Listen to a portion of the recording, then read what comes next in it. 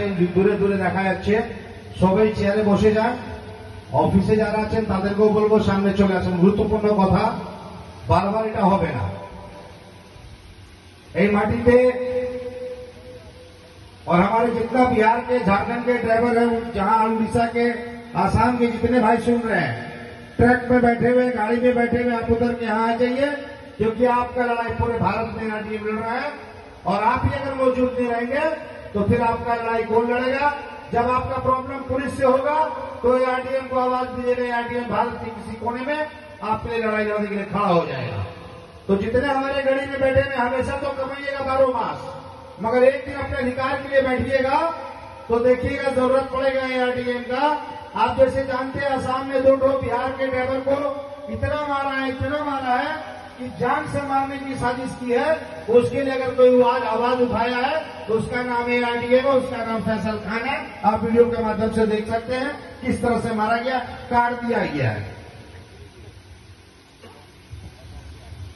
तो आज के কনভেনশনে আমাদের দুটো লিডার এসছেন আলাদা আলাদা সংগঠন থেকে, ট্রেড ইউনিয়ন থেকে এসছেন। আমাদের অ্যাডভাইজার সিনিয়র সুদর্শন বাবু আমাদের মঞ্চে আসেন। আমাদের ঝাড়খণ্ড থেকে সেন্ট্রাল কমিটিতে আমাদের আব্দুল ওয়াহিদ সাহেব বোকারো থেকে এসছেন। তোমরা জেনে জোরদার তালি একটু মারলে খুব ভালো হবে। ঝাড়খণ্ড থেকে উনি আমাদেরকে সম্মান দিয়েছেন, এখানে ওয়েস্ট বেঙ্গলে ওনাকে আমরা বরণ করেছি। নিশ্চয়ই আমাদের সঙ্গে আছেন আমার মিতা ভাই ফেসাল বাবু, কোথায় গেলেন? উনি বসে রয়েছেন। আমাদের সিনিয়র লিডার ওয়েস্ট বেঙ্গলের প্রথম থেকে, রাজ্যের লিডার থেকে পারিজুল সাহেব এখন দক্ষিণ দিনাজপুর থেকে, ওনার জন্য জোর হাততালি করুন একটু। আমাদের 6টা জেলা মিলে প্রোগ্রাম করেছেন, ইমরান বাবু থেকে আর গুরুন বর্মন সাহেব থেকে,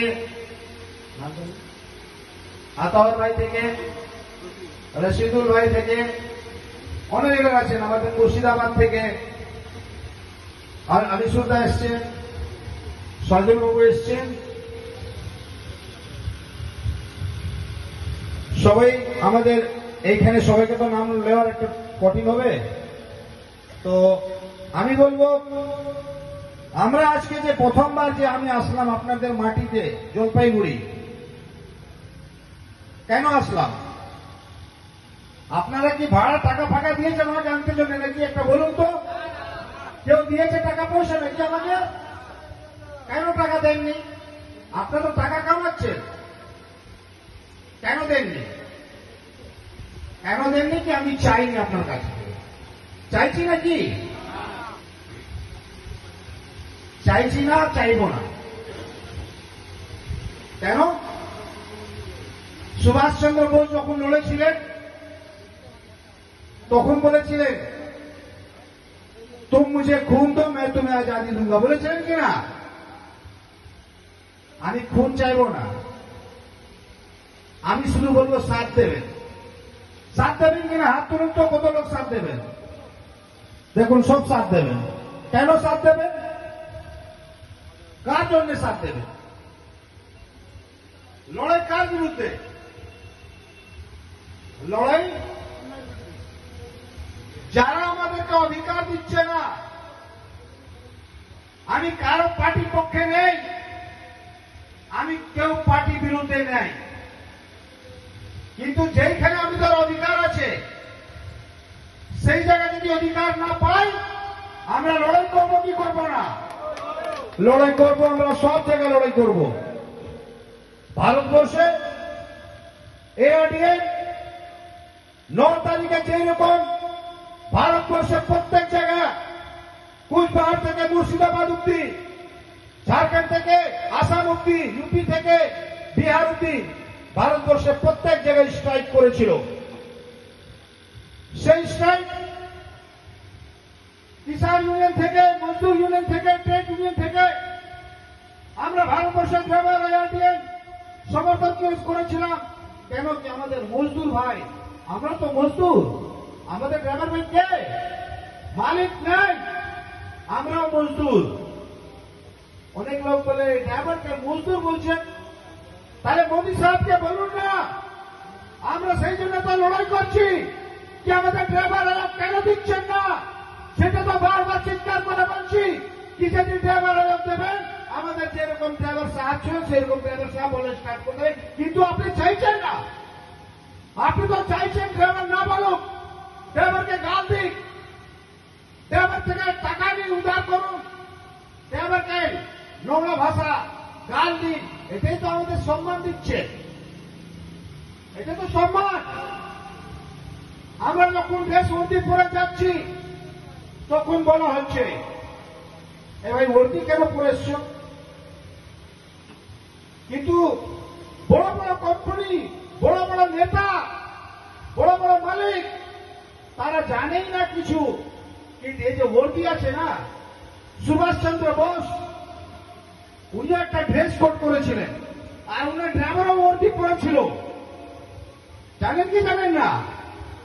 তাহলে সরকার তো আমাদেরকে দিয়েছে, কিন্তু আমরা অনেক ড্রাইভার ভাই ওর্দি পরি না। যদি আপনি ওর্দি পরবেন, যারা যারা ওর্দি পরে রেখেছেন ওনাকে বলছি, এই ওর্দি পরে কত সম্মান লাগে, কত ইজ্জত পান আপনি, আপনি বলুন তো। সম্মান পান কি পান না আপনার ওর্দি পরে? সবাই পান কি পান না? পুলিশ প্রশাসনের ক্ষমতা নেই আপনাকে হাত দিয়ে দেবে, যখন ওর্দি পরে গলার মধ্যে আইডি লোগো থাকবে তাদের ক্ষমতা নেই আপনাকে হাত দেওয়া। যখন হাত দিয়ে দেবে তার ব্যবস্থায় এটিএম নেবে। কালকে একটা ঝাড়খণ্ডে মামলা হলো, একটা এটিএম ড্রাইভারকে সবাই মিলে পিটেছে। আমরা ধিক্কার জানিয়েছি আর বলেছি এটিএম প্রত্যেক মেম্বার আমাদের পরিবারকে একটা হাত লাগাবে, আমরা সব মিলে আমরা থানা ঘেরাও চাক্কা জাম করে দেবো, আর ওকে ধরতে হবে, তাকে পানিশমেন্ট দিতে হবে।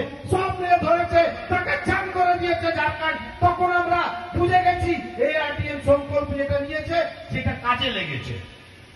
বড় বড় ভাষণ, বড় বড় বদলা ভোট দিয়ে চলে যাচ্ছে। কার ভোট? 75 ইয়ার্স হয়ে গেছে, আমরা শুধু ভোট দিয়েছি। আপনারা কিছু পেয়েছেন? কিছু অধিকার পেয়েছেন? আপনার ফ্যামিলিকে দিয়েছে, আপনার বাচ্চাকে দিয়েছে, আপনার বাড়ির লোকে কেউ মা বাবাকে দেখেছে একবার কি চোখ থেকে দেখা যাচ্ছে না, তাকে চশমা দেবো কিনা, তাদের ট্রিটমেন্ট করা হবে কিনা? আপনি যখন অ্যাক্সিডেন্ট হয়ে যায় রাস্তা, আপনাকে কেউ দেখেছে? না, দেখেননি। যখন এটা কাজ ছিল সরকারে, কিন্তু কাজ করছে এআরডিএ, কিন্তু কিছু ড্রাইভার সমাজ কাজ করতে দিচ্ছে না। কেন? বরদাস্ত করতে পারছে না। ভালো কেন হবে? ড্রাইভার সমাজ ভালো কেন করতে পারবে?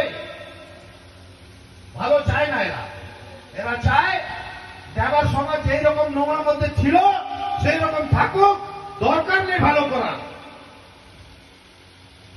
আমাদের কি প্রয়োজন ছিল? এখানে আপনারা কেন এসছেন? কি দরকার আছে আপনাদেরকে? এখানে টাকা পয়সা আমরা দিচ্ছি না।